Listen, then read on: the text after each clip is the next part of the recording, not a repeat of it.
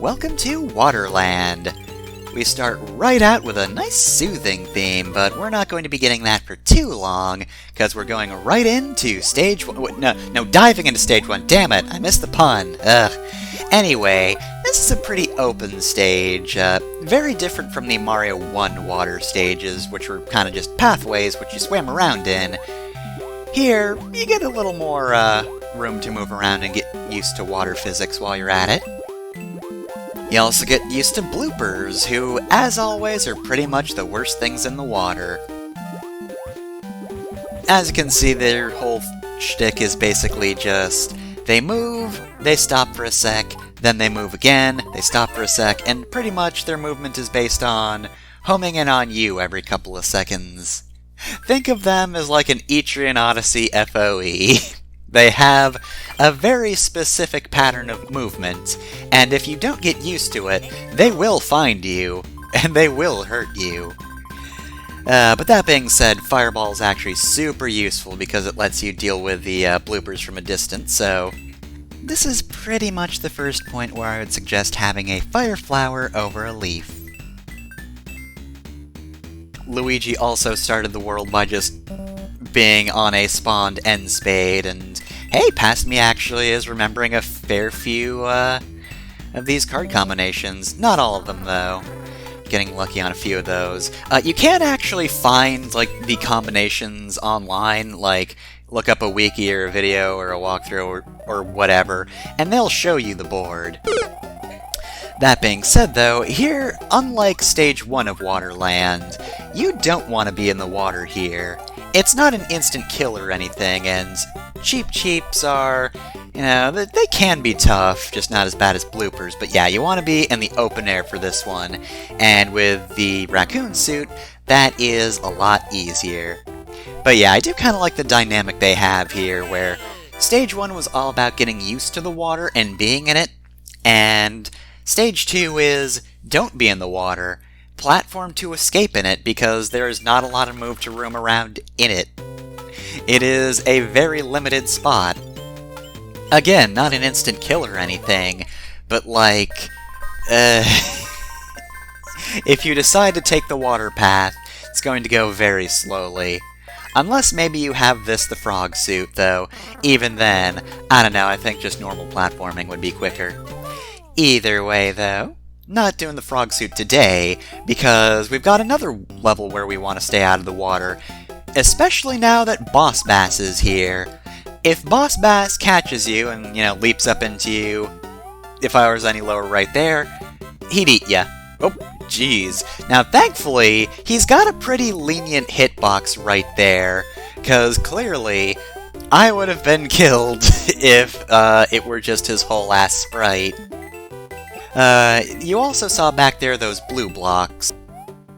In the original Mario 3, those were white blocks, which is why Princess Peach mentioned white blocks in her previous letter.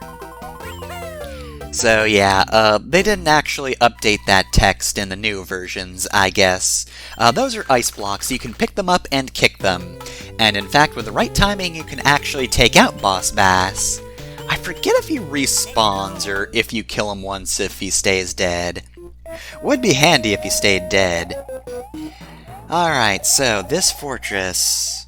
Which one is this one? Is this the one that's kind of maze-ish? Yeah, I think if you take any of these doors, you just wind up back earlier in the level.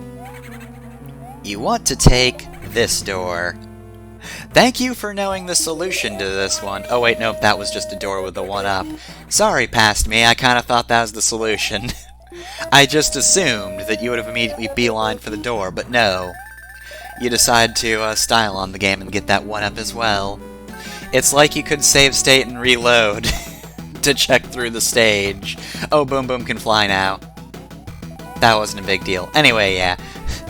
So yeah, I did just fucking do a dry run of that stage to figure out which frickin' door it was.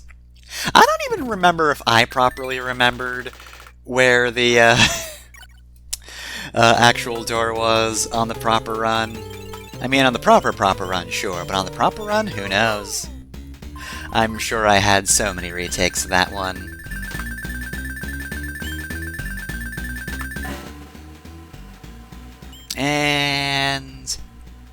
I actually got it.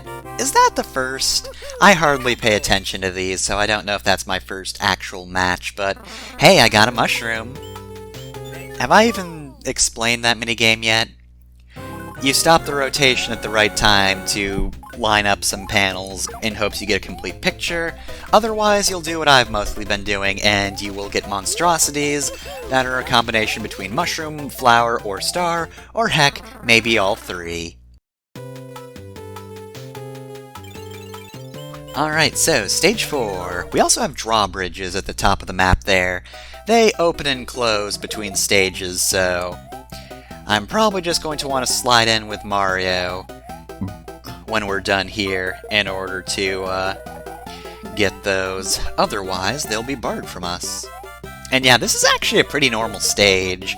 This is just a grassland stage, but like with a bit more of an emphasis on water. And oh no, I've been hit by a tiny Goomba. Those guys ruin your jump height, but they disappear after a few seconds, so they make your immediate future dodging difficult, but if you can avoid stuff until then, good, they'll fall off. Also, I just punked Lakitu there. You know Lakitu, right? The bane of your existence, hovers above you and throws Spinies down at you, and Spinies become actual enemies that just walk around. Yeah, they're a huge pain, but I just fell on that guy. I fell on him and he died. Oh no. Oh no, I had to progress through the stage after having killed Lakitu. How could I cheat the game and myself by doing that? Honestly. Alright, another Hammer Brothers. Goodbye. Come on, Mario, just let Luigi get something at some point. Let him get some dang levels done. He always does the Hammer Brothers. Leaves the sweet, sweet reward to you. Oh hey, and look at that, the minigame panel changed shape. So, at this point, Toad will say keep lining up the pictures for more prizes. So, now the game gets harder, but that leaf, as Toad said, is worth 7 lives if you can manage to match it. And can I do it? Can I do it? Can I do it? Hey, it wasn't a 7-up, but you know what? I'm gonna keep the whole thing going. I'm gonna keep the minigames going. Because you might have noticed before that disappeared that it changed shape yet again. So even if you don't get the leaf, you will still get an upgraded version of the minigame, provided you just get a complete picture. And don't you worry about that right there. That might look like a boss bass because it shares the sprite, more or less. However, that's Big Bertha, who's completely different. Big Bertha just pukes up Cheep Cheeps and then eats them, so a very weird obstacle, unique to this stage, I believe. But certainly not as difficult as the bloopers. We also have Gelectros, which are basically just underwater spikes, so while we still have a fairly open water area, Gelectros add a bit of difficulty. They mean that you can't just float around or swim around freely. You gotta make sure you know what your momentum is while you're swimming. Otherwise, you're gonna get electrocuted, which is like anything else in this game, it'll just hit ya. Have I even mentioned how this game works with getting hit? Because it actually works a bit different than it did in Mario 3. In Mario 3, if you had a power-up but got hit, you were reverted to Small Mario. I believe in the SNES version, as well as this one, if you get hit with a power-up, you revert to Super Mario.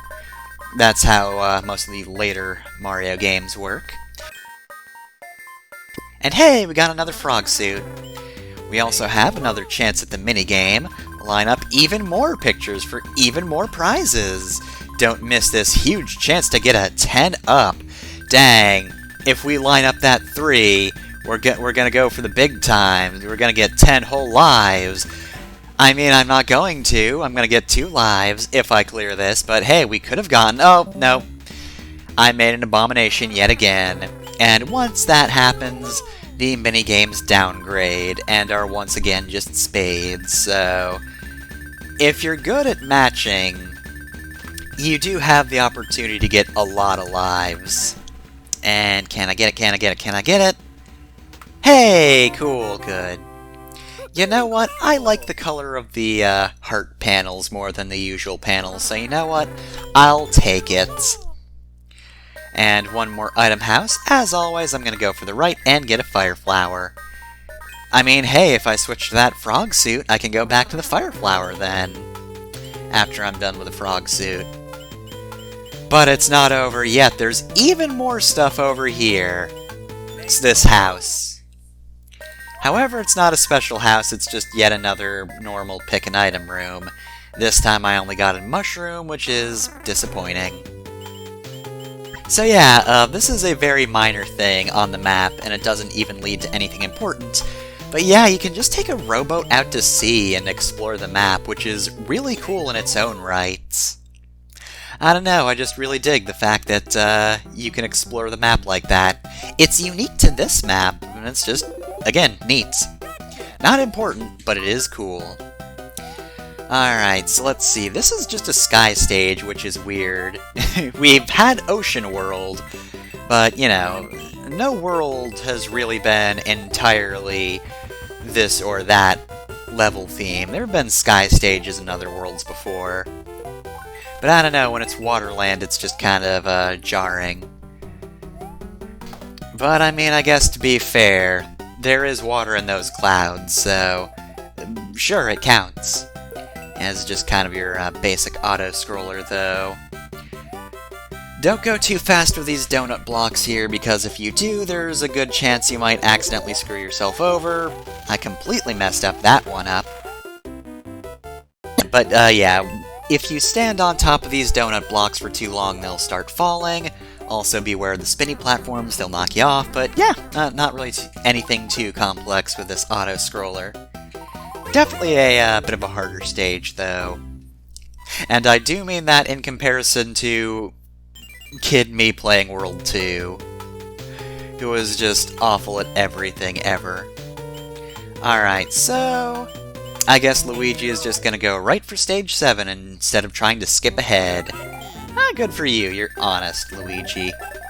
Alright, so these enemies are called spikes. You wanna know why? We might not even see why, because Luigi's just going up. Okay. No, oh, come on. Aw, wasn't on screen long enough. Come on, Luigi. Show it off, Luigi. Show off spikes. They don't appear that often. At least not until the Super Mario Brothers, or new Super Mario Brothers games. No? Oh, there we go. At last second, you could see that Spike was taking a spiked ball out of its mouth, just regurgitating that, and he was going to throw it at us. So anyway, that's the enemy. There you go.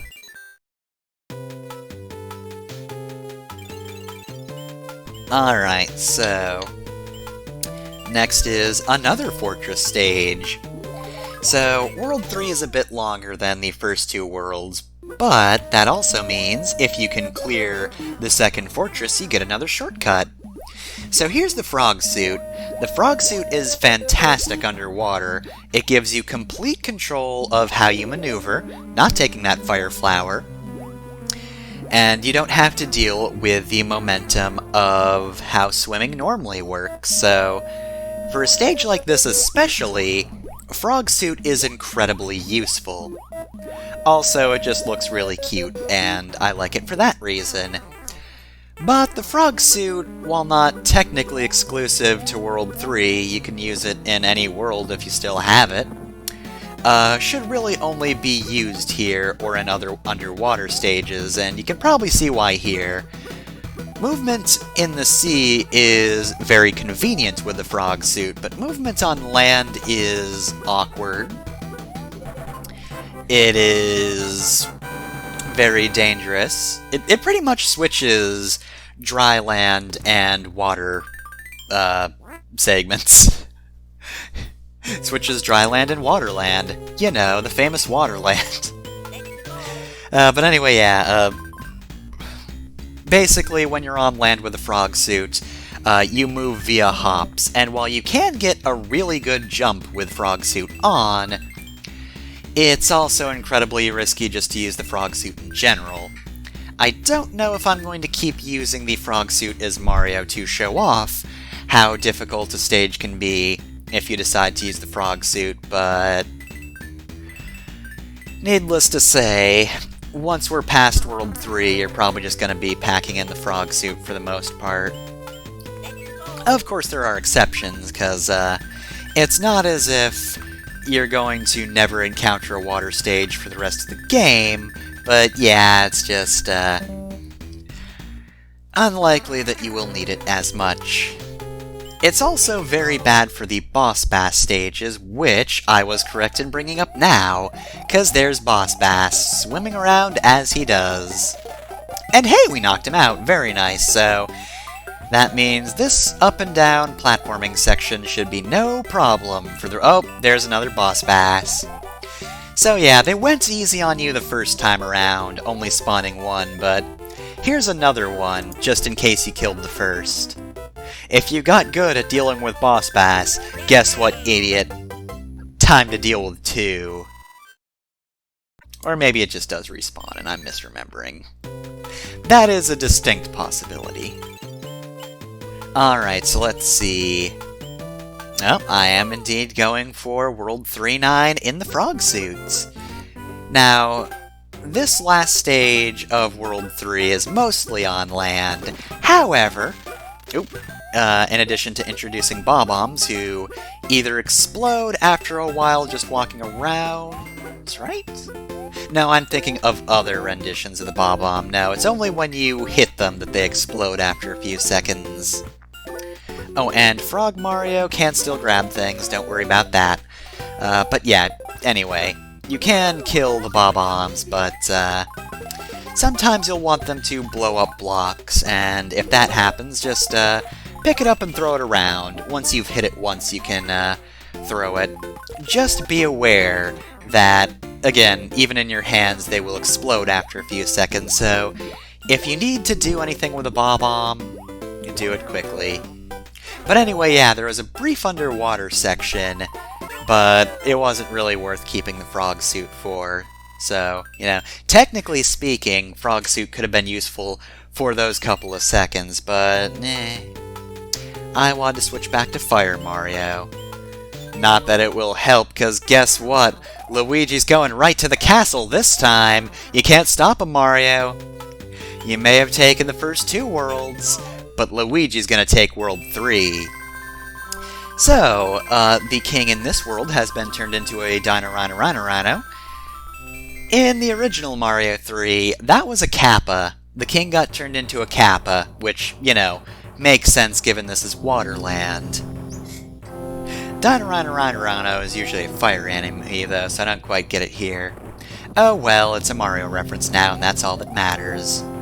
Now, World 3 Airship. I remember as a kid thinking this is where Airship stages started getting hard, and despite my, you know, being wrong about World 2 basically in its entirety, this one requires you to weave through the stage a bit more, and it feels like the auto-scroll is actively fighting against you, trying to hide cannons, and it makes you want to move slowly through the stage, but then it does something like that, and it's like, haha, just kidding, you should move quickly, actually. And yeah, by the way, those rotation platforms are annoying as they look. You have to keep jumping on them to make them move forward, and it's just— I don't like them.